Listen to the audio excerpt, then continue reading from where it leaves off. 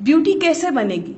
Beauty बनेगी the way you intake things, food, healthy lifestyle. Healthy lifestyle में सिर्फ खाना पीना नहीं है, हेल्दी लाइफस्टाइल में बहुत कुछ है। आपके इमोशंस हैं, आपका बिहेवियर है। हेल्दी लाइफस्टाइल जो है पूरा एक पैकेज है। तो ये जब मैंने देखा तो मैंने सोचा कि जरूरियातें, जिंदगी बहुत सारी चीजें हैं हमारी लाइफ में, उनमें से कुछ चीजों के टॉपिक्स मुझे दिए जाते हैं कासिम अली शाह, कासिम भाई की जानिब से कि ये टॉपिक है, अब बताओ इसकी जिंदगी में क्या अहमियत है। So I am very thankful to Qasim भाई कि हमेशा मौका मिलता है, मैं यहाँ पे आती हूँ, अपने वर्ड्स शेयर करती हूँ। मैं आप लोगों को पहले ही अपोलोजाइज करूंगी, मैं कोई मेडिकल डॉक्टर नहीं हूँ, मैं बस एक ग्रूमिंग ट्रेनर हूँ, मैं सिर्फ एक इमेज कंसल्टेंट हूँ। जब मुझे टॉपिक मिलता है तो मैं अपनी रिसर्च करती हूँ। हमारा हर महीने में एक सेशन होता है, ये मेरा 3rd बैच है। मैं अपनी जो ब्यूटी एनहांसमेंट और जो पर्सनालिटी एनहांसमेंट, उसमें बहुत सारी चीजों को ले आती हूँ। तो इस दफा जो मेरे पास टॉपिक है, again I am very thankful to Chiltan Pure की जो प्रेजेंटेशन मैं आपको प्रेजेंट कर रही हूँ, ये चिल्तन प्योर की जानिब से है। ये जो टॉपिक होता है ये म्यूचुअल अंडरस्टैंडिंग के साथ मेरे पास आता है और उसके ऊपर प्रेपरेशन होती है कि आप ब्यूटी को एनहांस कर सकते हैं, लेकिन उसको एनहांस करने के लिए बहुत सारी चीजों की जरूरत है। ये हमारी जिंदगी की वो चीजें हैं जो हमें रोजमर्रा चाहिए, हमारी जरूरत है, हमने उसको कैसे पूरा करना है, हम उसके ऊपर बात करेंगे। तो हेल्दी लाइफस्टाइल हमारा जो है बेसिक टॉपिक है। हेल्दी लाइफस्टाइल जो बेसिकली बेस करता है, वो बेस करता है 2 चीजों पे, फिजिकल हेल्थ और मेंटल हेल्थ पे। फिजिकल हेल्थ आप लोगों को पता है, जो आपकी पर्सनालिटी है और जो आपकी बॉडी की परफॉर्मेंस है, that is called your physical health, that shows your physical health. दूसरा है जी मेंटल हेल्थ। मेंटल हेल्थ क्या है? मेंटल हेल्थ है वो आपके इमोशंस और आपका बिहेवियर जो आप प्रेजेंट करते हैं, जो आप शो ऑफ करते हैं, कैसे बोलते हैं, कैसे चलते हैं, कैसे बात करते हैं, रिएक्ट कैसे करते हैं, रिस्पॉन्ड करते हैं कि रिएक्ट करते हैं कि रिप्लाई करते हैं। ये सारी चीजें जो है आपकी बेसिकली ये आपकी मेंटल हेल्थ शो करती है। छोटी छोटी चीजें होती हैं, आप देखें कोई बंदा है तेजी तेजी से खाना खा रहा है तो वो एक नॉर्मल चीज नहीं होती, दैट शोज हिज और हर मेंटल हेल्थ। इसी तरह और बहुत सारा आपका बिहेवियर में चीजें होती हैं जो आप शो करते हैं, उससे लगता है कि आप इस वक्त नॉर्मल नहीं हैं, आपका इस वक्त जो बिहेवियर है वो नॉर्मल नहीं है। तो ये होती है मेंटल हेल्थ। अब फिजिकल एंड मेंटल हेल्थ किस चीज पे बेस करती है? तो वो मैंने देखा कि ये चीज बेस करती है आपकी क्वालिटी स्लीप के ऊपर। बड़ी अजीब बात है, रिसर्च करना शुरू की मैंने, तैयारी करना शुरू की सेशन की, मैं बहुत ज्यादा मैनिपुलेट हो गई अपनी जात में कि यार क्या है ये। अब स्लीप डिपेंड कर रही है आपके पूरी परफॉर्मेंस के ऊपर कि परफॉर्मेंस डिपेंड कर रही है क्वालिटी स्लीप के ऊपर? इसका फैसला मैं आप लोगों पे छोड़ूंगी, ये हम एंड में करेंगे।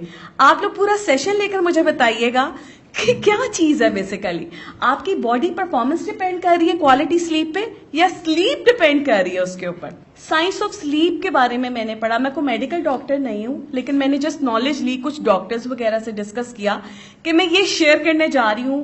मेरे सेशन में जो लोग होते हैं वो पढ़ाई को पसंद करने वाले बड़े इंटेलेक्चुअल्स होते हैं, तो मेरे मुंह से कोई ऐसे अल्फाज ना निकल जाए कि अगला कहेगी जी पता तो है नहीं, डाइस के सामने आके खड़ी हो गई है।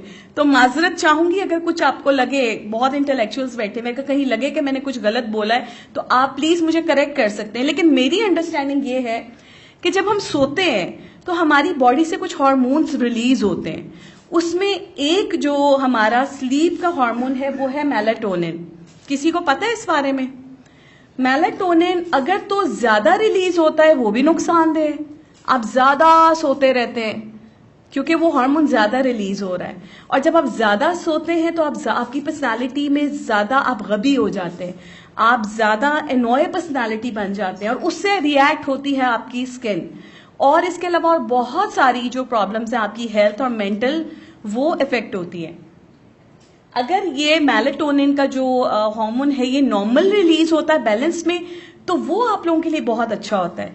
लेकिन मजे की बात ये है कि अगेन फिर वही चीज आ जाती है, अगर मेलाटोनिन का हार्मोन नॉर्मल रिलीज नहीं हो रहा, बैलेंस नहीं है, तो क्या होगा, जो आपके सोने के बाद और हार्मोन्स रिलीज होते हैं बॉडी से, तो फिर वो रिलीज नहीं होते, वो डिस्टर्ब हो जाते हैं और उनके रिलीज होने में प्रॉब्लम आती है, क्योंकि आप जब सोए नहीं है।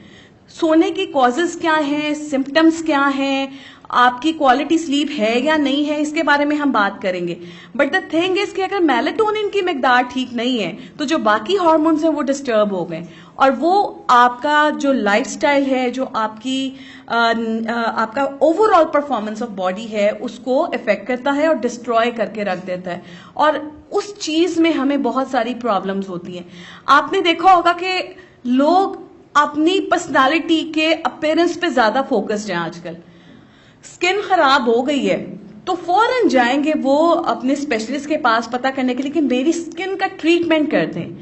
खुदारा आप एक दफा ये तो सोचें कि मेरी स्किन खराब क्यों हो रही है, क्योंकि एक बहुत बेसिक जो मैंने डॉक्टर्स से, मेडिकल डॉक्टर से डिस्कस किया, उन्होंने कहा जो स्किन खराब होती है उसका बहुत ज्यादा जो वो डिपेंड करती है आपकी नींद के ऊपर। आपके हार्मोन्स नॉर्मल रिलीज नहीं होते, आपकी स्किन खराब हो जाती है।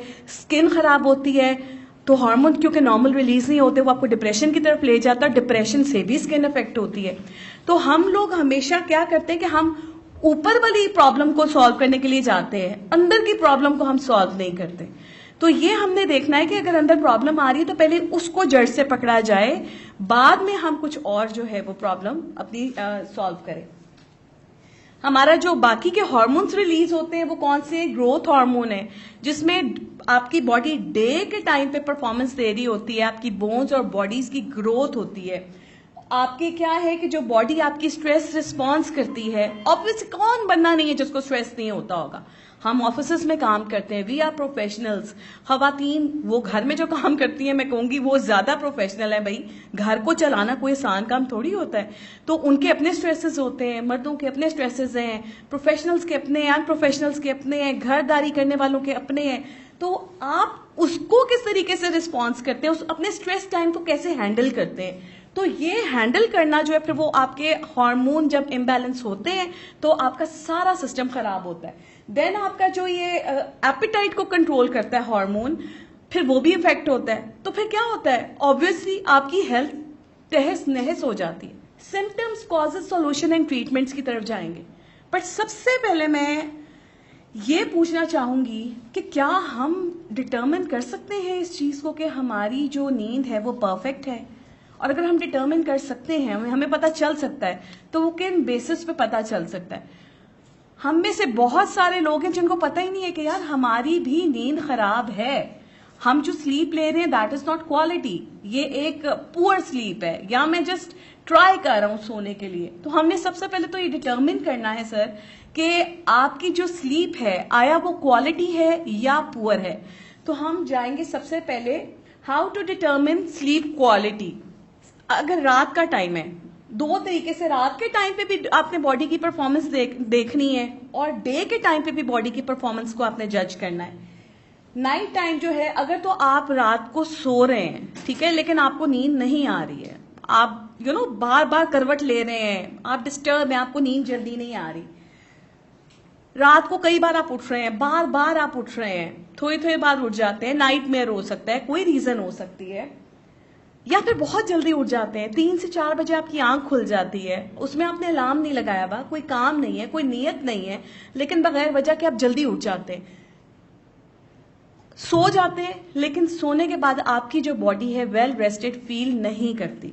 ये 4 रीजंस अगर तो आपके रात के सोने के टाइम पे हैं तो you can determine it easily कि आपकी जो स्लीप है वो एक नॉर्मल स्लीप नहीं है, वो एक पुअर स्लीप है, आप सुकून से नहीं सो रहे।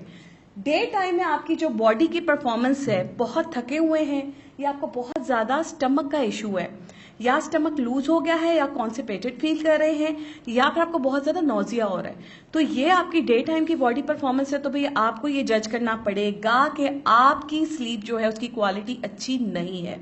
आप एग्री करते हैं? अक्सर ये होता है हम लोगों के साथ कि हम लोग रात को सुकून से सोए नहीं होते, सुबह ऑफिस आते हैं और स्टमक पेन है, नोजिया हो रहा है, तो फिर हम कहीं ना कहीं सोचते हैं कि रात को मैं सुकून से सोया नहीं। ऐसे होता है ना कि मैं रात को सो नहीं सकी, क्या कॉजेज थी, क्या कॉजेज थी जिसकी वजह से मैं सो नहीं सकी या सो नहीं सका? कॉजेज ये हो सकती हैं, हेल्थ इश्यू हो सकता है। देखिए यहां पर आके जो है ना, मैं बहुत ज्यादा अपने आप में बहुत ज्यादा मैनिपुलेट हो गई कि यार कॉजेज में ही आपकी सॉल्यूशंस हैं। तो कौन किस पे डिपेंड कर रहा है? दोनों चीजें डिपेंड कर रही हैं, क्योंकि आपने कॉजेस देखनी है, आपको खुद ही अंदाजा हो जाएगा। आपके हेल्थ इश्यूज हैं, आपको बहुत ज्यादा कोई ऑफिस का स्ट्रेस है, एंजाइटी है, डिप्रेशन है, या आप किसी मेडिकेशन की तरफ जा रहे हैं, तो फिर आपकी जो स्लीप है वो पुअर होगी, उसकी क्वालिटी पुअर होगी। सेकंड, अगर आप सोने से पहले बहुत ज्यादा आपका माइंड हाइपर एक्टिव है, आपने कोई बहुत प्रोडक्टिव काम है जो आपने रात के टाइम पे किया हुआ है, और अब आप सोच रहे हैं कि सुबह उठकर मैंने ये करना है, तो स्ट्रेस से आपको नींद नहीं आएगी। फॉर एग्जाम्पल, अगर मैंने सुबह सुबह कोई टीवी शो करने जाना है, या मैंने सुबह सुबह कोई सेशन देने जाना है, तो मुझे रात को नींद नहीं आती, क्योंकि मेरा दिमाग पूरी रात काम कर रहा होता है कि आया मैं सेशन अच्छा दे सकूंगी, मैं टाइम पे पहुंचूंगी या नहीं, कहीं ये ना हो कि अलार्म बजता रहे और मैं सोई रह जाऊं। तो वो कश्मकश में जब मेरा दिमाग होता है और हाइपर एक्टिव होता है, फिर मुझे नींद नहीं आती। और मुझे उम्मीद है बहुत सारे लोगों के साथ ये इश्यू हो सकता है। हाइजीन का जो इशू है, हाँ, लोग हाइपोटेंसिव वर्क जो है, अगर आपने कोई हाइपोटेंसिव वर्क किया है, फॉर एग्जांपल आप एयरपोर्ट से आ रहे हैं, आपने हैवी बैग उठा लिए, या आप जिम चले गए, आपने वेट लिफ्ट कर लिया, हाइजीन में आपका पर्सनल हाइजीन भी हो सकता है और आपकी इन्वायरमेंट की जो हाइजीन है उसके ऊपर भी हो सकता है इशू। फॉर एग्जाम्पल, आपका रूम क्लीन नहीं है, आपका जो आप खुद क्लीन नहीं है, रात को सोने से पहले अगर आप नहा लें, तो आप यकीन करें कि आपका आधा स्ट्रेस जो दिन का है वो तो खत्म हो जाता है। ये जगह आपकी, यहां पर जब पानी का पड़ता है कतरा, तो आपको सुकून आ जाता है, आप कुछ देर के लिए उन सब चीजों को भूल जाते हैं जो पूरे दिन का आपने स्ट्रेस लिया होता है। तो ये हाइजीन में आपका पर्सनल और एनवायरमेंटल आ गया कि रूम क्लीन नहीं है, तो आपको फिर नींद नहीं आएगी। अच्छा, अब इसमें बड़े मजे की बात है कि आप सफाई पसंद हैं कि नहीं है, ये भी तो होता है ना। मतलब अगर आप सफाई पसंद है और कमरा आपका साफ नहीं है, तो फिर आपको नींद नहीं आएगी। टेम्परेचर, बॉडी का टेम्परेचर भी डिपेंड करता है, और रूम टेम्परेचर, जहां पर आप सो रहे हैं उस जगह का टेम्परेचर। नॉइस, बहुत ज्यादा शोर है आपके कमरे में या कमरे के बाहर, आपके कमरे में आवाजें आ रही हैं, उस वजह से आपकी जो नींद है वो डिस्टर्ब हो सकती है। ईटिंग हैबिट्स, या तो आपने बहुत ज्यादा ओवर ईट कर लिया है, या फिर आपने खाया ही नहीं है। अब it's all depend on your stomach कि आपको आदत है कि आप अपने कम खाए हुए पेट के साथ सो सके। मैंने सुना है कुछ लोगों को बहुत अच्छी नींद आती है जब उनका खाली पेट होता है, और उसके साथ ही कुछ लोग जिन्होंने खाना खाया तो वो कहते हैं खाना खाने के बाद नींद आ जाती है। हमारे गंदों में ये, ठीक है, मैंने यहां तक सुना है। तो ये आपकी ईटिंग हैबिट्स पे डिपेंड करता है। कैफीन की कंजम्पशन, ये आपके लिए जो है बहुत ज्यादा डेंजरस होती है। निकोटीन, अल्कोहल का तो यहाँ पर कोई इतना शुक्र है इतना नहीं है इस्तेमाल, लेकिन हमारे यहाँ कैफीन का इस्तेमाल बहुत ज्यादा है।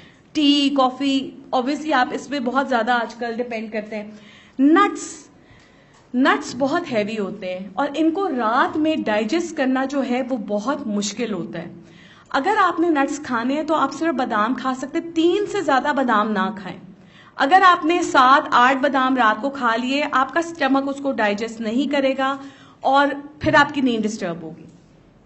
लाइफस्टाइल जी, हमारा क्या आदत है कि हम कहते हैं कि जी हम गैजेट्स अपने पास रखते हैं, हम अपना मोबाइल इस्तेमाल करते रहते हैं, हम कहते हैं नींद आएगी तो सो जाऊंगी।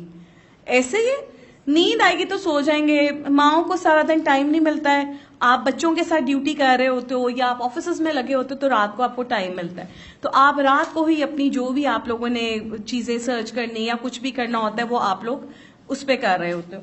तो क्या होता है कि गैजेट्स को आप अगर दूर रख दें और आप अपना जो टीवी वॉच टाइम है उसको कंट्रोल करें बिफोर यू स्लीप, 2 घंटे पहले अगर आप इन चीजों को अपने से दूर कर दें तो आपकी नींद पे कोई इफेक्ट नहीं होगा।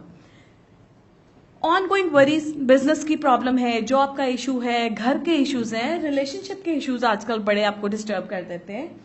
अच्छा, और दूसरा फैक्ट है एजिंग। जाहिर है कुछ एक उम्र भी होती है, आप उम्र के साथ साथ आपने देखा है हमारे यहाँ जब हम ज्यादा एज के हो रहे होते हैं तो हम उतने ही थोड़े लेजी होते जाते हैं।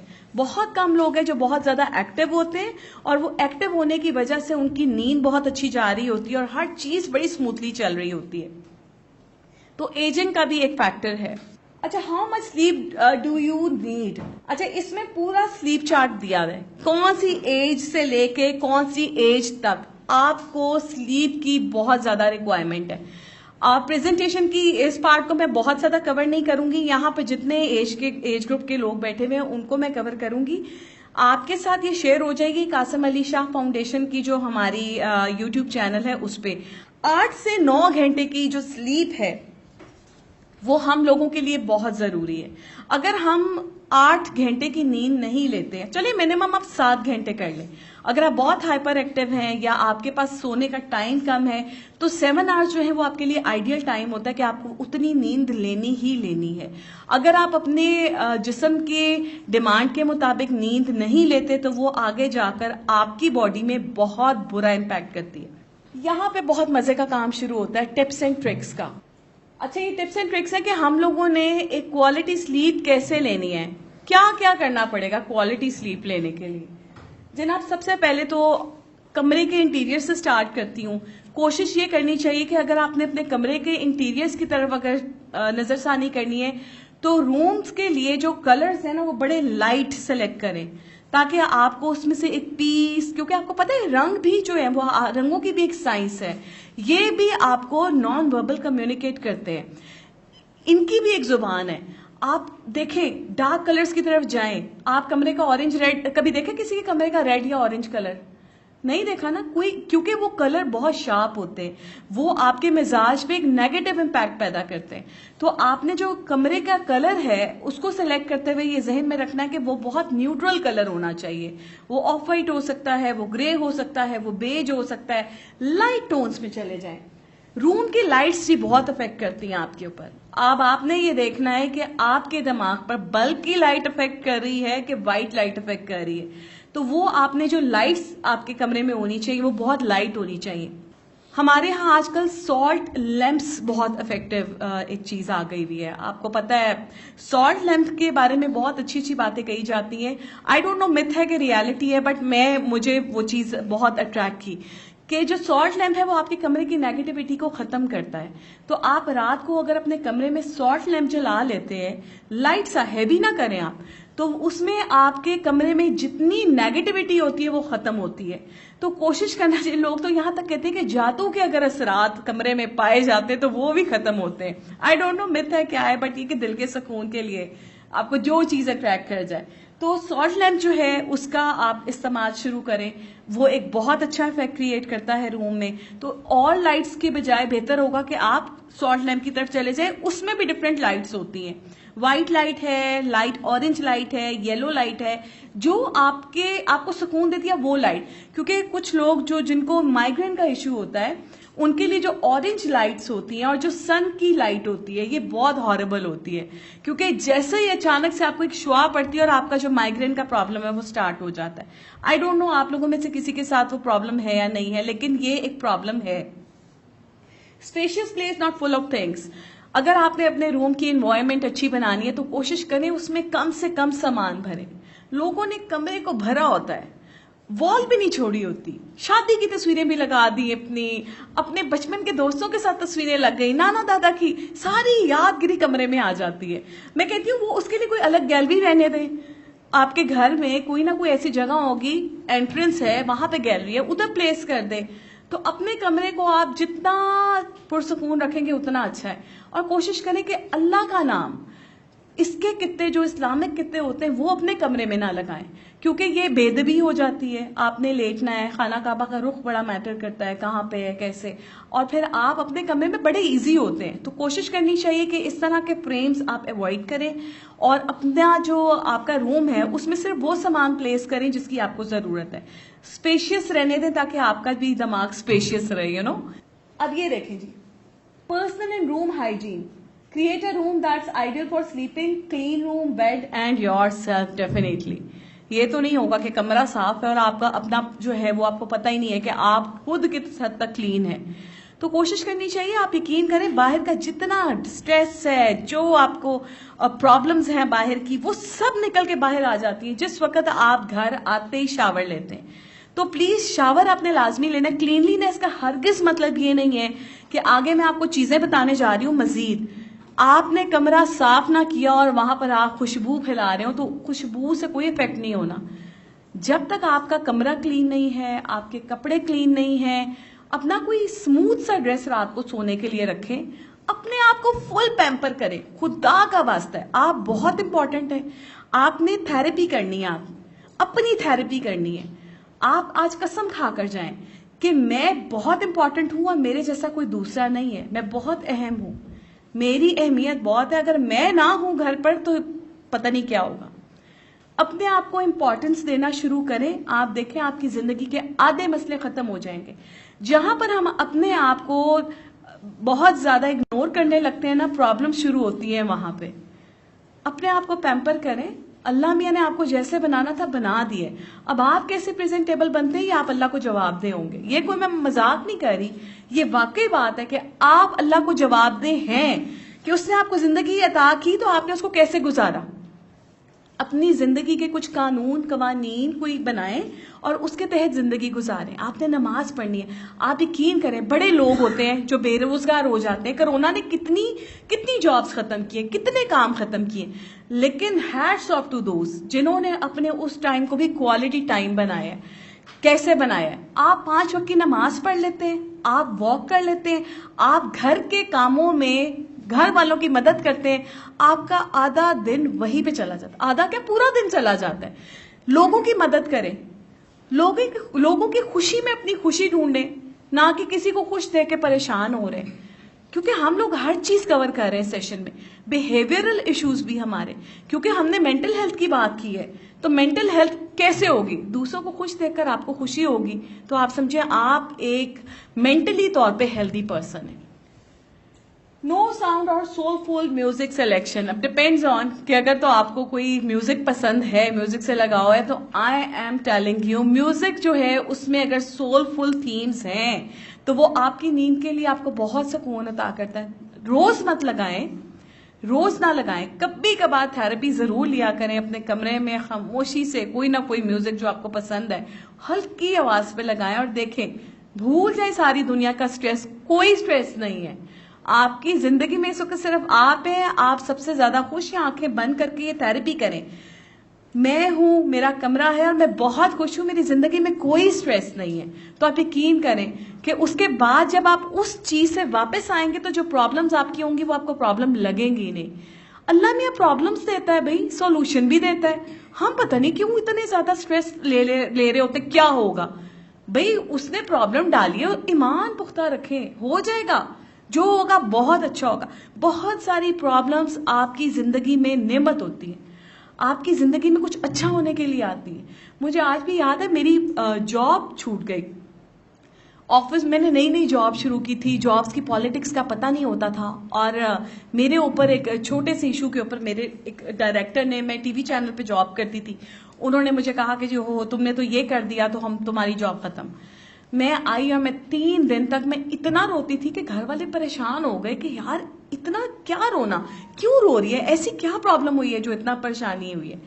छोटी बहुत थी उस वक्त, तो मुझे लगा कि जैसे जिंदगी खत्म हो गई, अब शायद नौकरी नहीं मिलेगी। और टीवी मीडिया में अगर आपके ऊपर कोई केस होता है तो फिर आपको कोई चैनल हायर नहीं करता। और मुझे लगा कि मैंने ज्यादा ही ओवरवर्थ समझ लिया उस चैनल को।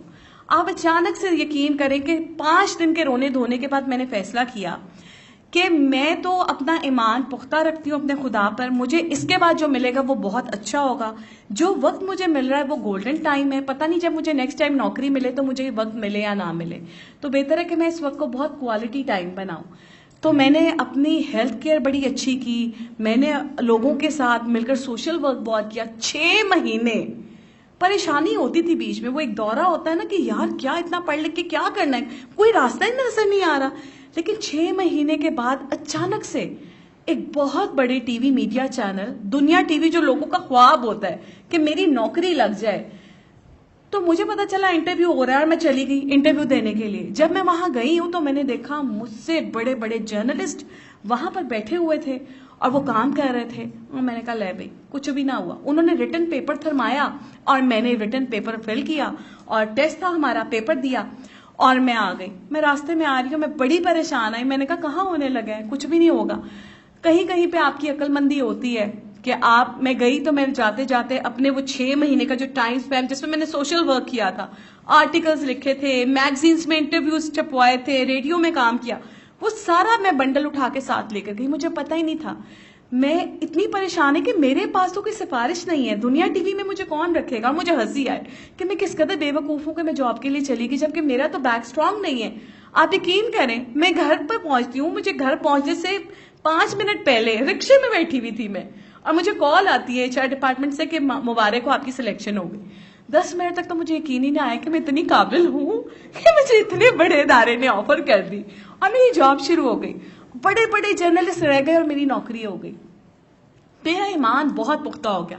उसके बाद मेरा करियर चलता गया और आप यकीन करें, हमेशा ऐसे होता था, एक नौकरी जाती थी, 4 महीने के गैप के बाद उससे बेहतरीन अल्लाह मियां मुझे अता करता था। और उसकी वजह से मेरा आज इतना यकीन पुख्ता है कि मेरा कोई काम ना भी हो तो मैं कहती हूँ इसके बाद जो मिलना है वो बड़ा अच्छा है, भी इंजॉय कर लो।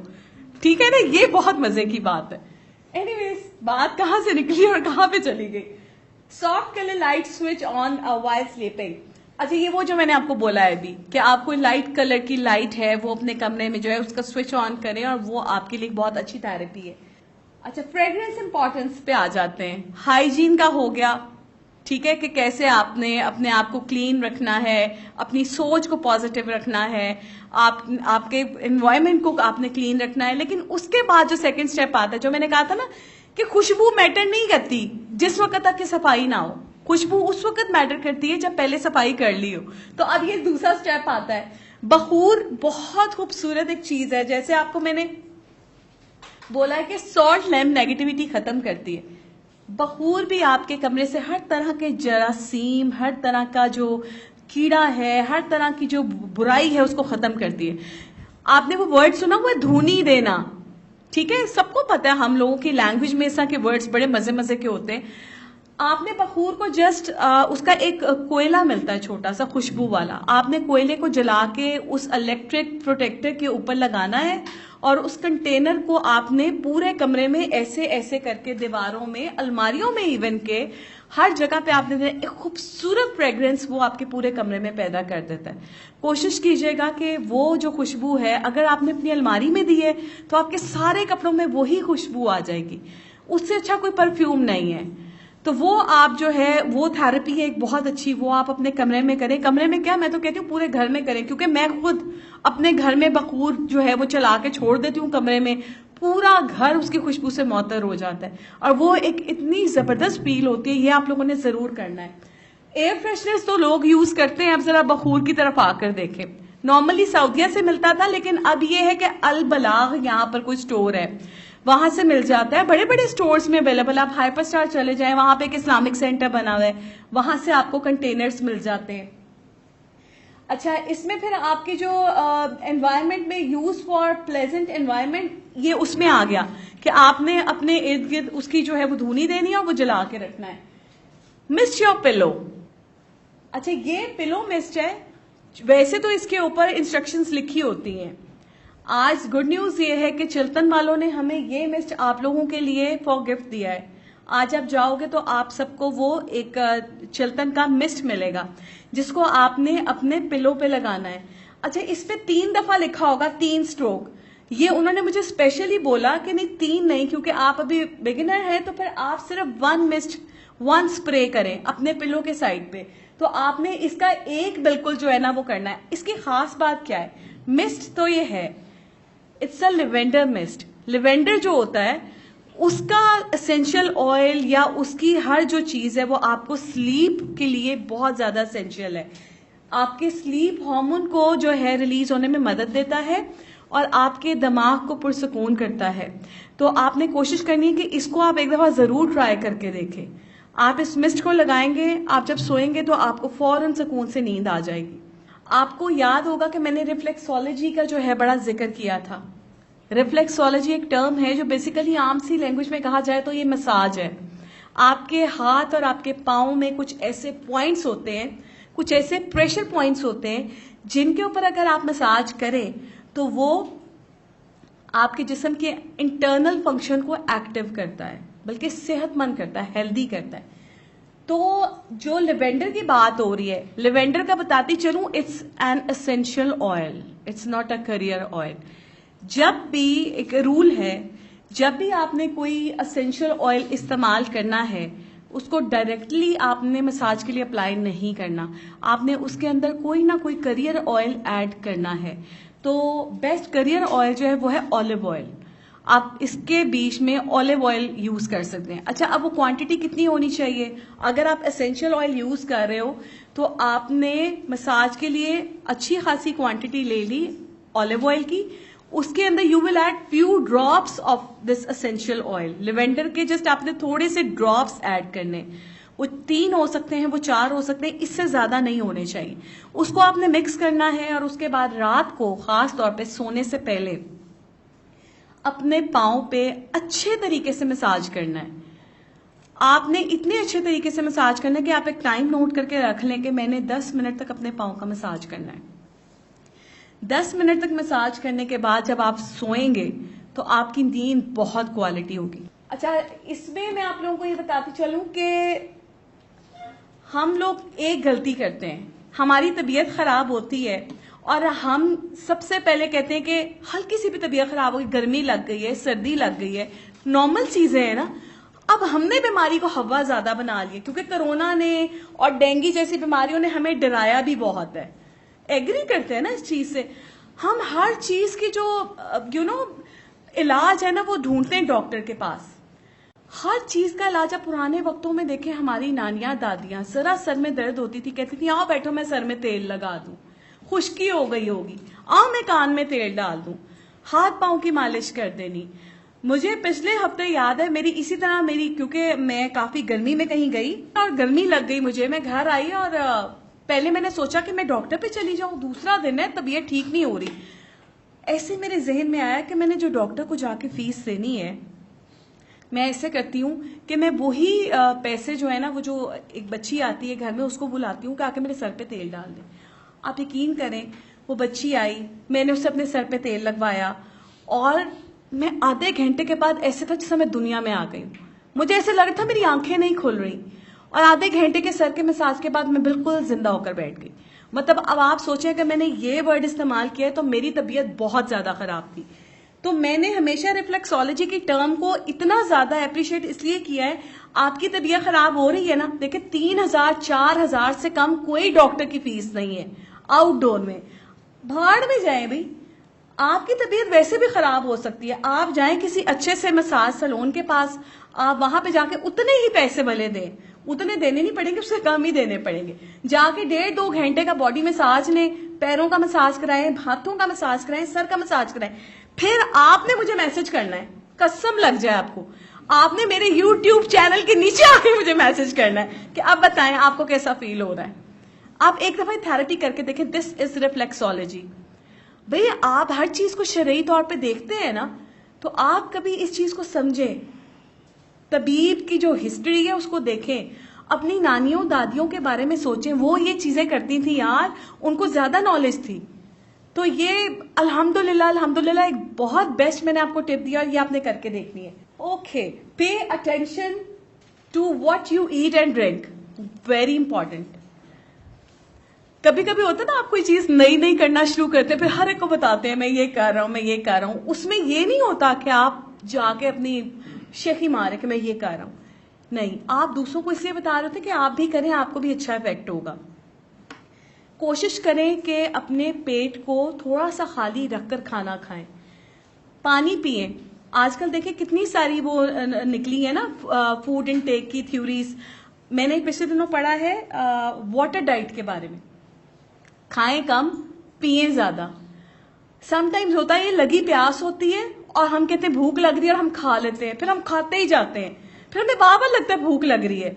हालांकि पूरे दिन को अगर रिवाइंड करके देखें, दिन में 2 ग्लास पानी आपने पिए होते हैं और हमें फिर भी शर्म नहीं आ रही होती, लिटरली। तो मैंने ये भी नोट किया, मैंने कहा यार ये तो बहुत गलत हो गया।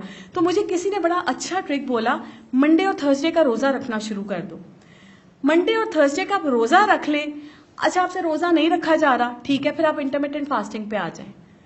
रोजा रखने का फायदा इसलिए कि आप ज्यादा थोड़े से वो दीनदार भी हो जाते हैं, आपको फील होता है कि आप इस वक्त रोजे से हैं और ये वो, तो ये बड़ी पॉजिटिव एनर्जी आपकी हो रही होती है। तो अगर नहीं हो रहा तो आप इंटरमिटेंट फास्टिंग की तरफ आ जाएं। आप एक टाइम स्पैम बना लें, सुबह 12 बजे से लेकर 7 बजे तक खाऊंगा, बाकी सारे दिन पीऊंगा। तो क्या होगा कि 7 घंटे का जो टाइम मिलेगा उसमें आप कितना खा लेंगे। डाइट हो गई कंट्रोल।